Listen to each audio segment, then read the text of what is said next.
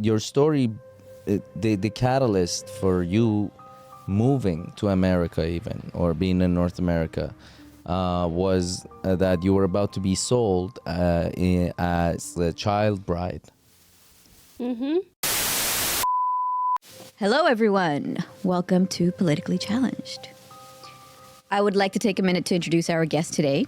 Her name is Sonita Alizadeh. Thank you. She is an Afghan rapper and women's rights activist who has dedicated her life and career to help girls receive education and to fight against child marriage, a custom she herself fled from as a child. Her story initially came to light internationally with the award-winning documentary called Sonita, which allowed her to move from Iran to the U.S. She is also the founder of the initiative Arezo, which funds children working in Afghanistan, and she is the creator of the course Dreams Book, which enables young girls in Afghanistan to receive education. Most recently, Sonita performed in Paris, France, to a live audience of over 4,000 people. Please welcome Sonita Alizadeh.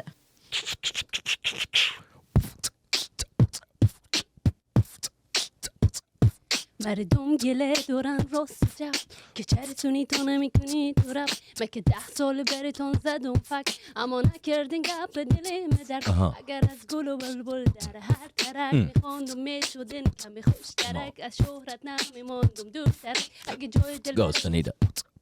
You just fucked it up. Oh, did I? You just ruined it. I ruined it. I thought it was being a backup singer. No. Like That's not Go, a hype Sonita. man. That's like not. that, like a good backup singer. No, you did the opposite of a hype man. How are we supposed to? You did the. How would you do it?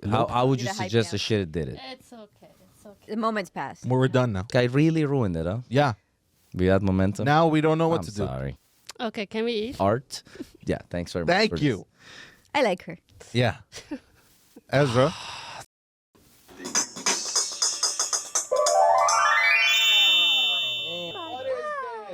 So this is called feijoada. Feijoada. Oh, Is it- from Brazil. Yes. Oh my God! Whoa. Give it! Oh my give God. it! Sonita, thank you very Madame much. Shakira. Why did you Mrs. Gore, why? cut it prematurely? I didn't. That's how long it lasts. That's why I stopped using it. I That's how did much more clapping. That's how much clap time. That's how we have. long. No, it that's lasts. why I don't like using it because it stops abruptly. I know. Yeah. It feels like you're doing it abruptly. Which is in tune with your personality. It seems like all of a sudden they went mute and handicapped. Listen, let's go back to the food. What was the food called again? Ask her.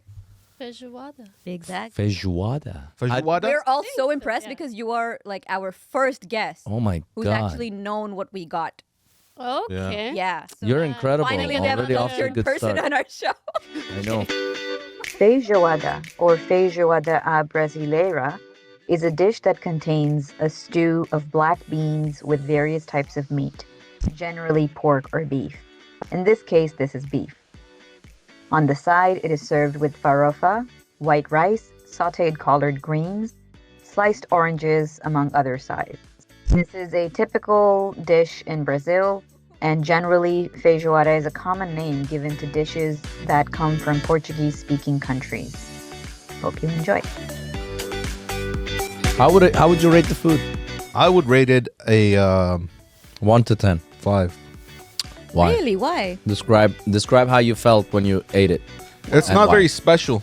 Whelmed, I like the Mexican equivalent better. which is Or the Caribbean. It's different foods. what's the called? Yeah. I don't know. So there's no equivalent then. It's, There is. okay, what's it called? I don't know. It's So called Caribbean let me ask food or Let me Mexican ask you food. this. No, Let me no. ask you this They way. have multiple Let me names. ask you this question. Yeah. What would you change to make it better? More meat. Obviously. Mm-hmm. More meat. More Mhm. beef. More And- jerked loin. Definitely more jerked loin. I'm more Jerked loin. jerked. Like heavily jerked loin. Okay, enough. Alright, it's not jerked enough. Stop it. Okay. Okay. And then, well, those are suggestions you can. I you would can- remove the vegetables. We should consult your burn. You would remove the vegetables. I will remove the vegetables.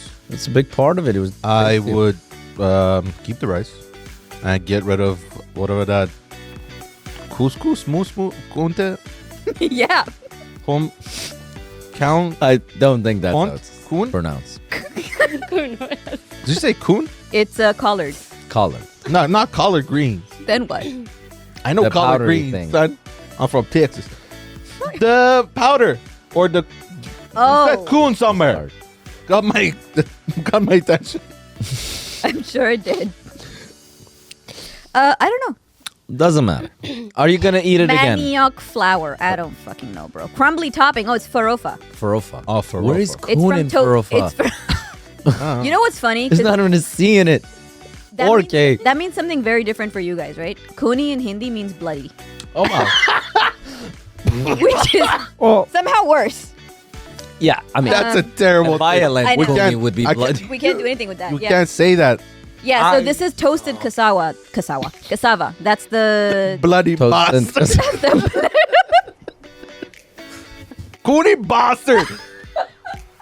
Cooney bastard, bitch. No, fuck you. Banchot Cooney. It's behen. All of this Pehen? Pehen? Behen. Oh, because pehen means shit in our language. It does. Sonita, how do you feel about the food? I love this dish. What would you rate it? 1 to 8 10. because it was cold. Oh, Otherwise, that's it. 10. To be fair, we did heat it up. These fuckers kept talking They about can't bird stop fucking. Talking. They're funny, The but food got cold. Not good. I would. So here's the thing. Is this? Do they wrap this as well, like in a wrap? Like No, a- they just bring it to you on a plate. Like they Uber it on a plate to you. Gotcha. I would rate it an 8 out of 10 too. Not because it was cold or warm. It's just that I thought it needed more spice. You know. So what's the name of the restaurant? Let's give them a shout out here. The restaurant is called Casa Tropical. Where did you have this food Just like first? that. I think in Utah.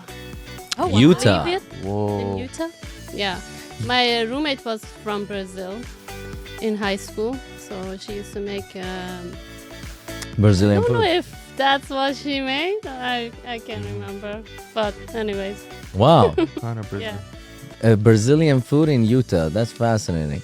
Utah. What is your favorite food? Your favorite food?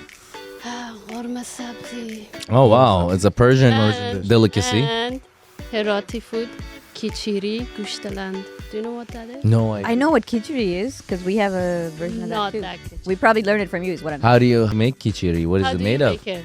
Well, it's lentils and rice. No. No? How do you guys make it? It's basically rice, and then we put gushtaland چی میگن اینجا؟ Lamb? Land. Land? Yes. Um, You put it. It's like jerky. Oh. earth meat. Ow. Oh, sorry, land. I bet. Yeah. I bet. Yes, like beef jerky. Oh, it's like a cured meat. You put it in the sun for Cured. days. Cured and meat. then, Oh, Yeah. nice. So what? Wow. How do you? What's the name? Khichdi what?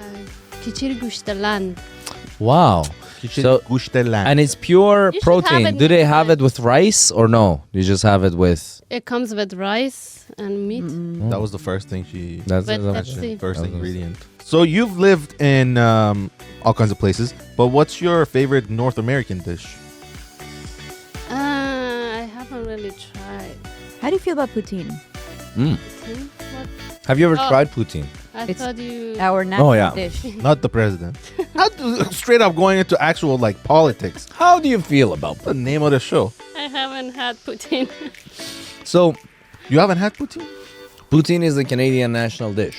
What is it? If I Is- had known you hadn't had it, we would have gotten that for you. I know. Sorry. I'm sorry. Next time we should have you try I'm not poutine. gonna come next time. This is a You know what? I respect that. Poutine is great with pulled pork. So it's basically like cheese curds on top of fries with gravy. Yeah. And the gravy is Why was generally it made so in difficult to explain? Okay. the fries is made. 3 ingredients. Fries, gravy, cheese. Yeah, but the gravy is Not like healthy though. beef broth. No, not at all. Beef It's brothy. horrible, but it's That's delicious. why it's good. Yeah, tastes awesome, especially when you've had a couple of pints. You're watching a hockey game. You want to have your poutine. What the fuck was this hockey? So, an undocumented Afghan immigrant from Iran with passion for music, who turns her pain and suffering and shortcomings and dreams of something as small as an ID card key to heaven Yeah.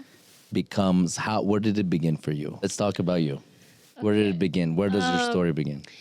Long story. So I'm gonna start with when I decided to be a bad girl and dream more.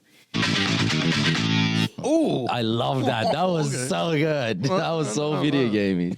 It's okay though. Okay. So I was born in Herat, Afghanistan, under the Taliban regime, like many other girls, and eventually we had to leave Afghanistan because of poverty and political instability. We thought Iran is going to be, good place to be. Life would be easier. I mean, when we got there, we thought everything is going to be okay. But slowly, we felt like we were not welcomed, and discrimination was crazy there. I couldn't even go to school because of lack of identification. Then after a few years, when we went to Tehran, I was lucky to find an NGO that provided basic education to young Afghans that were undocumented like me.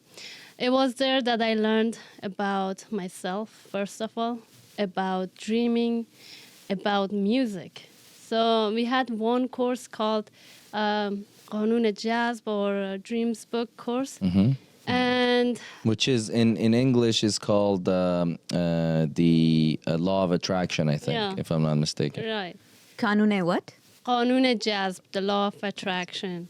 Yeah, yeah. Yeah, and in that class, we had Farzana Puri as our teacher and transformed our lives, not only mine, but many other Afghan children that were very hopeless.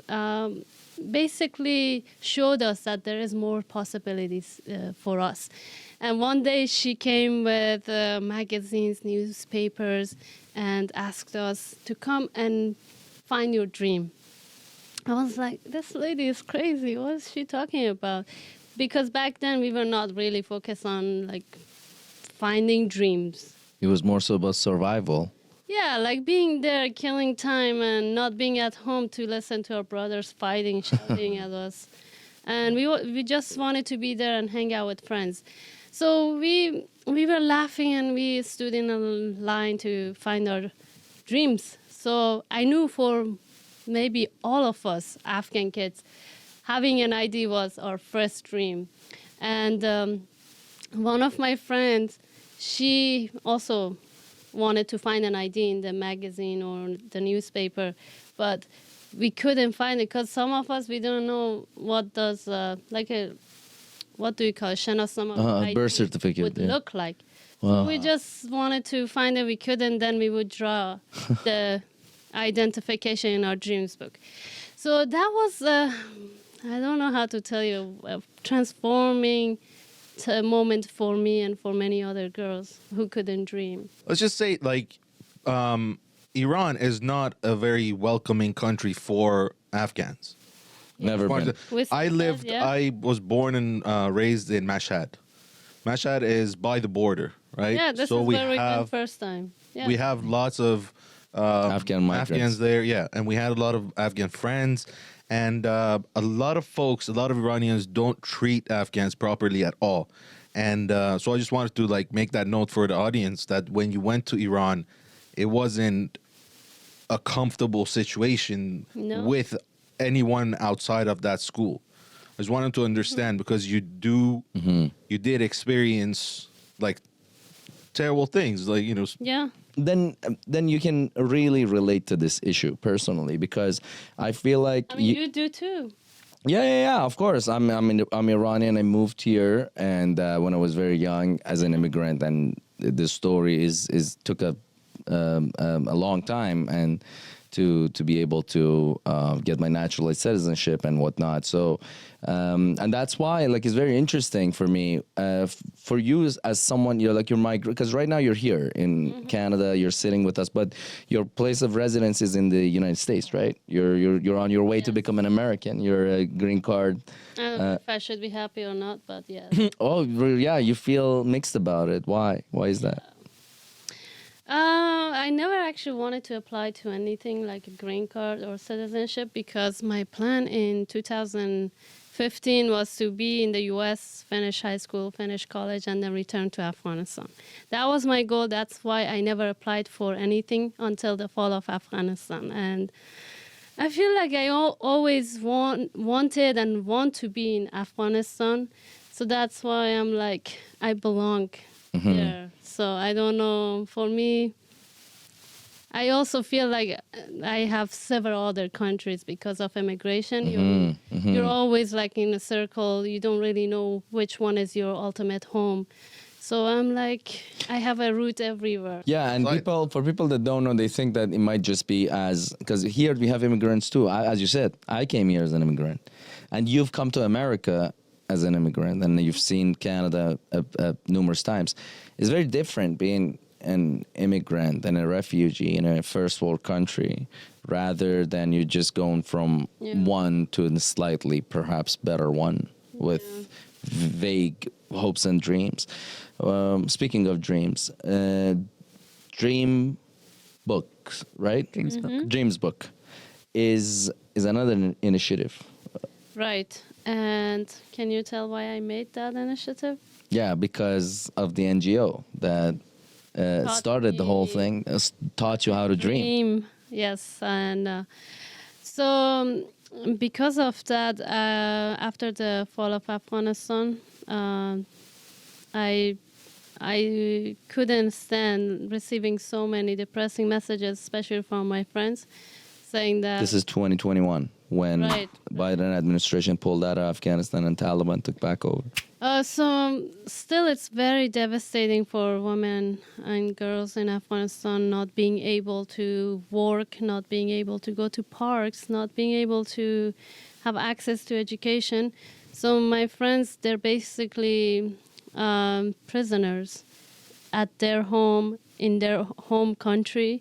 And I would receive messages from them saying that I just want to die. I just want to end my life. I don't like myself. Every day I felt like so upset. Just, I wanted to listen to them. I wanted to be there for them. But so it was very hard for me to see my friends who were very inspiring to turn into someone who hates themselves. And with the help of a team I have in Afghanistan, we decided to have this course for Afghan women and girls because this course helped me so much. And we're not focusing on geography, history, anything like that. We're just focused on inspiring them to help them see more for themselves. And the first thing that we asked them to do in the course was making a dreams book. And so many of them were inspired. And we see changes in their behavior. That's the reason why it's still going on, and so many other women want to be a part of it. Wow, that's amazing. Sounds like you should be a coach and a life coach, and have us manage you as a media company. Your story, the catalyst for you moving to America, even, or being in North America, was that you were about to be sold as a child bride. So? Yeah. So I want that. I want to let that sink in for the audience first, Okay. and then now today you're an activist for to end violence against children and women. I want to end so many things. Yes, so many things, and even talking about, we're gonna get to your organizations and whatnot, and even the reason I don't for have you. an organization. Oh, sorry, She has an sorry. initiative. Let me rephrase I that. never want to have one. I don't know. I'm. What are you? Why don't you never want to have an organization? Because I just feel like human rights is currently a good business, and so many people want to just create organizations, and they just find the money to pay themselves. And if they really, truly wanted to work to solve something, they could have collaborated with already existed organizations. And for example, Arezo, my project helping Afghan kids, I went to a few NGOs. I said, I don't want to create another NGO. I wanted to work under your umbrella. They were like, oh, sorry, we cannot. So it's not, they don't care about the fact that you're trying to do the same thing they're doing. It's about name and who's running and what they, I don't know how to describe Corporate it. business, They've become another corporation. Yeah, you It's said it corporate, very yeah, and then they look for financing, raising money, raising fundraisers, Yeah. stuff like that, and get people on payrolls at some point, and so on and so Yeah. forth. So One for now, it's an initiative. So let's go back to the NGO. Again, you're within hitting distance. You have my permission. It's fine. It reminded me of something I wanted to share about human rights NGOs. So whatever is happening in Afghanistan or has happened already, they have been not really taking action. What they do is doing a tweet and saying that this is wrong, you should stop doing that. Something that we all do on social media. Probably we're more active than them. And as you said, they have more audience and we don't, but we're doing the same thing they're doing. And Afghan women, they expect them, the humanitarian NGOs, to at least take action against the Taliban.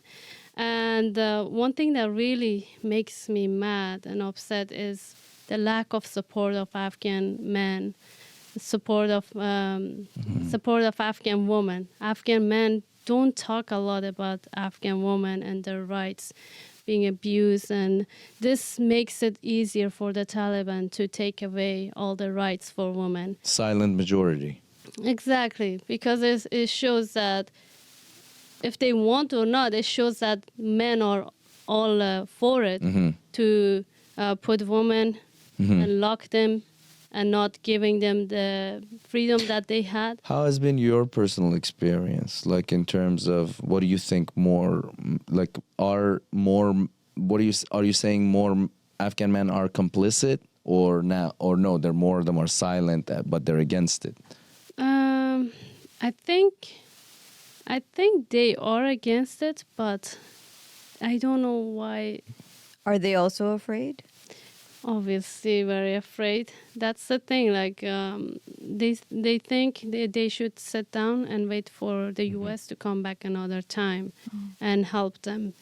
This is what I think, because we are used to this. We are used to strangers coming and help us to free our country, something that's not going to work at all. And it should be Afghan people. We don't have a role model also. This doesn't help if you don't have a leader. It's hard for people to listen and to follow. Unite. Yeah, to unite. Behind something. This is the issue in Afghanistan. We are so parakanda. Scattered and balkanized. Really. Yeah. Why did you start rapping? When was the first time? Yeah. I was trying to find a way to share my emotion. I started with writing poem. And then I've heard rap before, like Hitchcast and other rappers. And Hitchcast is, for those of you who don't know, Persian rapper, a famous Persian rapper. He's like a Persian Tupac. Revered. Right. And so before starting doing rap music, I did pop music, and it was really boring, my friend said. Too long for the audience to listen to, and the topics that I wanted to talk about, they were so complicated, and I needed more space. And one day when I went to class... did your family know that you were singing and stuff? No, because they were expecting me. They thought I'm at home, trying to be a good daughter, getting ready to be married. And going to school? But I was going to school. I was doing the things that they asked me not to do, like learning. Because I was back then just with my brother, and everyone else was in Afghanistan. So I was breaking the rules.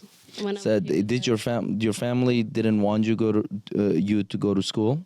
No, because they, back then, if you wanted to have suitors, you should have been at home most of the time. So only the son could see you.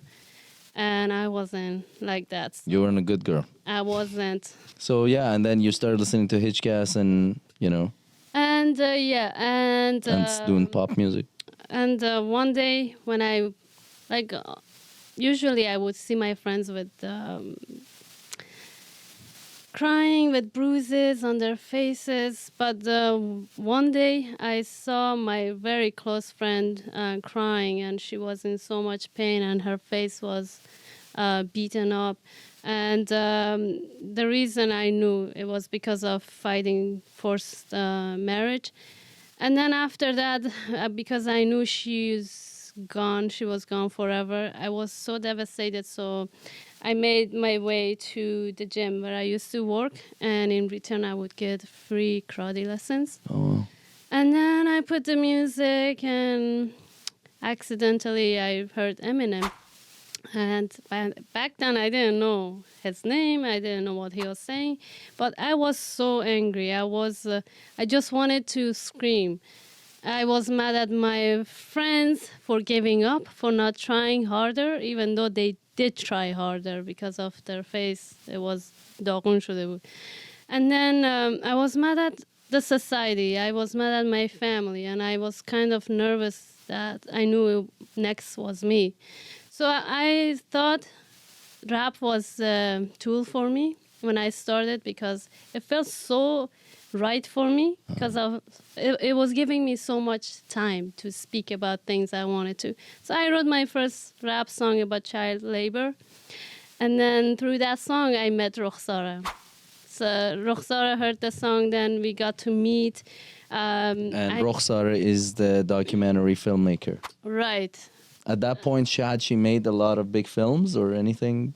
I think her best one was Sianoze, I think. Okay, so she had made some films. Yes, And then, yes. so how did she hear your song? And which one did she hear? Kudakana Kar. Car, the first one. Yes. And she heard it through her friend, her cousin. She wanted to just Randomly. meet me. And then she also saw a music video I made. Mm-hmm. It was, I stole footage from other people's movies, and the work that they paid money Right. and did a lot of work. I just stole them and made a music video. And she was like, this is not right. So I'll help you to make a music video. I was so happy because someone was there. She was very interested. So then after a few months, she became very interested in my life, to know how I got the courage to talk about the issues I talk about. And she was like, rap is illegal and you don't have an ID, you're doing illegal things. You didn't know at that time? I kind of knew, but It wasn't a big deal. You thought it's kind of like forbidden, but it's like, why should you live in a life that's full of fear? I didn't want to live with fear. And for me, it was like, you should do it because you need to see something new. You need to reach your goals. You need to make your heart, chest empty. I was very angry. So a friend of mine, Ahmad, who was a big supporter of mine, he helped me to find a studio خانگی.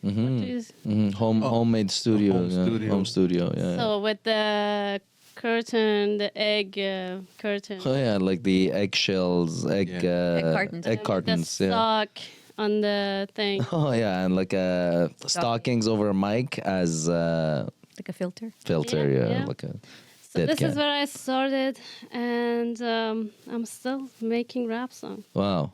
Yeah. The Ahmed person, he was a construction worker, right? And he actually spent almost like all of his money, right? Where Like- did you know that? Find it. Research. I didn't expect you to do research. No one did. I'm surprised myself. Okay, that's good. So he yeah. spent almost all of his money on, because he wanted to rap and sing and do all that as well, right? It was, Yeah. he also had that Yes. groups, and he did make, shout out Ahmed. I feel like I'm watching he my made- child walk. He made some bangers. So impressed. Let him. You will never see that because you're I'm proud of you. impotent. Go for, Or wait, sorry, this is sterile or whatever. go on, finish But it. he, Ahmed, helped you out a lot. right? Working construction and then going to that little home studio, things like that. Are you still in contact with Ahmed? I am. He's married. He has a daughter. He doesn't rap anymore. Oh, Obviously, in Iran, you can't really do any of that. yeah.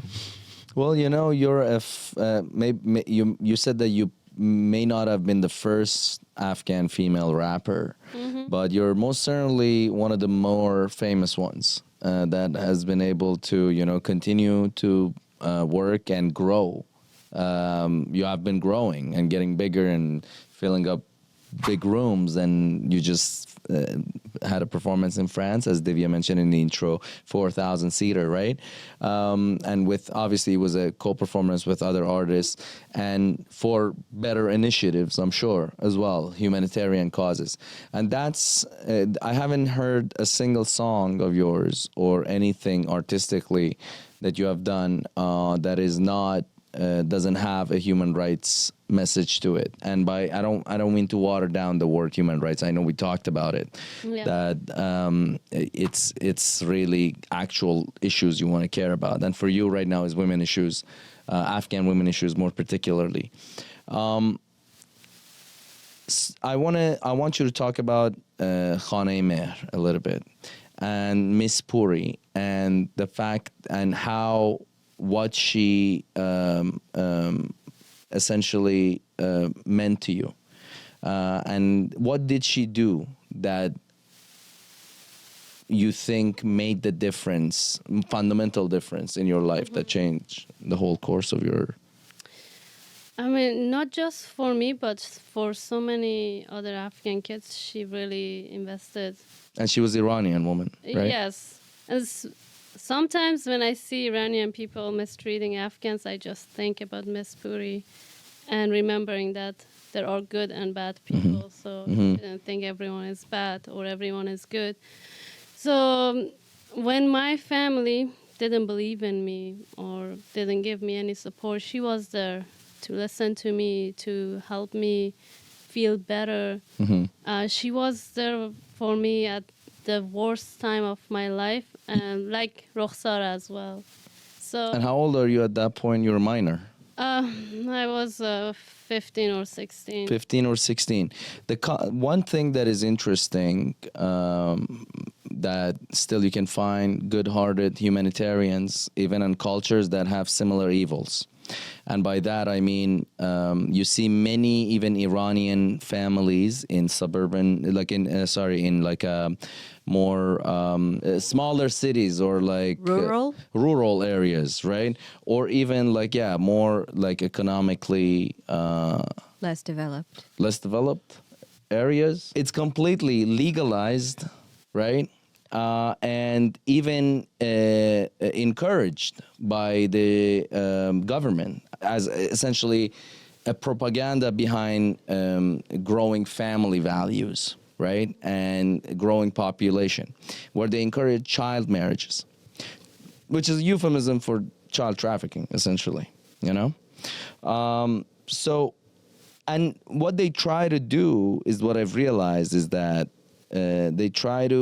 it always comes from grooming and ideas. The only thing that changed in your case that saved you and many other girls probably was the education. Self-education first for you to find your dreams, yes. right? Yeah. And then breaking that, because the government is not going to help. The culture is corrupt enough that for you to want to get yourself out of this slow sand, you know, you have to really be able to educate yourself, and that seems to be the only way. How would you define for like a Western audience, what are the standards of a good girl by Afghan tradition? Because really the only thing that changed in the minds of your family that you were able to escape was that education, right? That they were like, oh, that's not a good girl necessarily. And your song, A Bad Girl, you know, you talk about the like a good and bad is defined by certain standards of family values, right? Yeah, I don't know if it's still the same like now, because back then, if you wanted to be considered as a good girl, you should have been at home all the time. You should have been cooking. You should have been sewing. Sewing, yeah. Yes, and you should have never wished to go to school. So these things are the. And married at what age the latest? I feel like when I was there, the earliest was it meant that you were the best, kind of, that they wanted Their you at prime such girl. a young age. And if you would pass 20, that would be very shameful for you. Jesus. If you're not married by 20, you should be ashamed of yourself. That was You the idea. married? Me? Yeah. No. And I'm way past 20. He's way past his prime. And I don't think there is any hope on No one getting wanted him to any. pay for me. My parents tried to sell me. You were on sale. Yeah, but no, They did. No, there was no buyer in this No. particular case, No. which is a different story. no takers. Do you think, because of your experience, have you been discouraged from ever getting married? That's an amazing question, actually. Can you please? So, Unpack do you your- feel that you want to get married, or because of your experience, Okay. do you think it's not worth it and all that? Not really. No marriage? Like, how's your? Marriage, yes. Kids, Okay. yes. But So how not did the your? right time yet, or not the right. Okay, so person. eventually, of course. Yes, Yeah. I'm not. I don't hate men. No, okay. That's. So, will you marry me? Oh my God. Maybe I need to talk to you about him. I'm sorry. Do you know him better? He's broke. He can't afford dinner. Okay. True. Yeah, he's actually was hoping. He's hoping you become his. You'd I was His bread hoping. Sponsor. Yeah. you'd be the breadwinner. I was hoping you would Pun intended. pay. Okay, for you. But I was gonna. I was gonna say you could actually pay for him. He's like because I feel like you've become a reflection of Miss Puri yourself by trying to help, being inspired to help other kids, and That's my dream, actually, to be like her, to help more people. Help are me. are you still in touch? I can't help you because Study, we have yes. problems here. Oh, No. She's a smart woman. I know. so that's a no. You guys are nice. So how do you feel about the women life freedom that sparked up a couple of years ago with the death of Masa Amini? You see, that's another thing. A death of someone so innocent and significant sparked emotional outrage that unified people from all walks of life and different, I think Afghanistan. you see more freedom now. Do you think you see more women without hijab in Iran after that? Well, not personally, I don't go there, but I've heard, yes, the testimony is that very much That's the thing. barrier has been broken. Because freedom has a price, right? We are afraid of paying that price. I mean, it's easy for me to say that, go and fight. But what should we do if not fighting? And in Iran, what happened, I was enjoying to see people on the street screaming for what they believe in. And so many of them, they kind of knew they're going to protest. They might not come back. We saw their stories. We saw their messages to their families. So they knew what's awaiting them, but they still went. And I want this for Afghan people as well, to have that courage, to have that, to have the willing to pay for freedom. Yeah. That's like the story, Farhanda, do you know? She was burned alive. Oh, yeah. So Farhanda was from Kabul, and she was very, very religious. No one knows exactly what happened between her and the mullah. She went to the mullah for I don't know what reason, and then the mullah accused her of burning or ripping off the Quran. And then angry men, not knowing what the story is, they started to stone her. At the end, they started to burn her. And And this was how long ago? 2015 15. or 16. 15. Well, you went to Afghanistan in 2016, right? And it was so interesting because you were saying that you didn't even Actually want to. went to the place they killed her. So how do people feel about that general consensus? That's what I want to know. Because a year later you went there and your testament was that it was changed, it was getting better, and your hope was that come to America, get educated, bring back what value and build Afghanistan for, the better Afghanistan that it once was. What was the general consensus? How did people feel about what happened to Farkhonda? Did they feel it was justified? Did they feel like, whatever?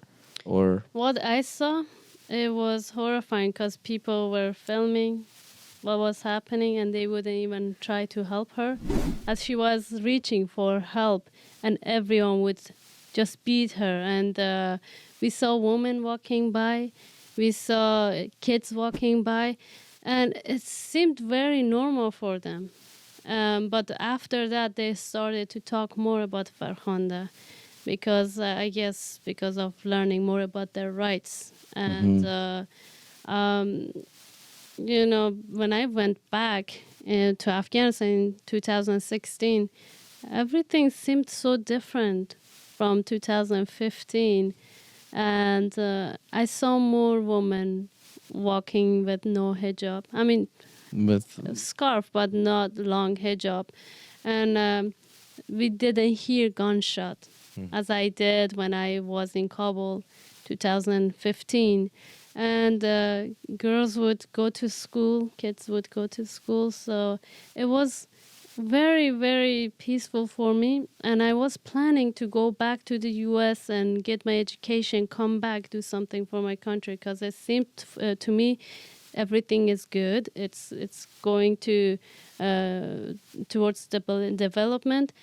But everything just... Yeah. I can't thank you enough for coming on the podcast, for coming on the show. Thank you. It was fun, actually. And I know it was a roller coaster of emotions, but thank you so much for coming on the show. Thank you, guys. Sonita, it's been truly a pleasure having you. You're so Thank you, inspiring, guys. and I don't say that to people at all. It's so crazy to see not only how brave you are, but also I know there's no such thing as fearless because you do it even though you're scared, but you genuinely make it look like you're fearless and you're very determined to do what you're here to do. And you're such an inspiration to me, to women all over the world. And I hope that your message gets more and more spread. Thank you. And they're able to help many more people and that we're able to do some little part in that. Thank you so Thank much you, for guys. coming. Thank you. And Thank you you were for the doing only this. and the Thank you. first guest he ever did research for. Yeah. And proposed to. Yeah.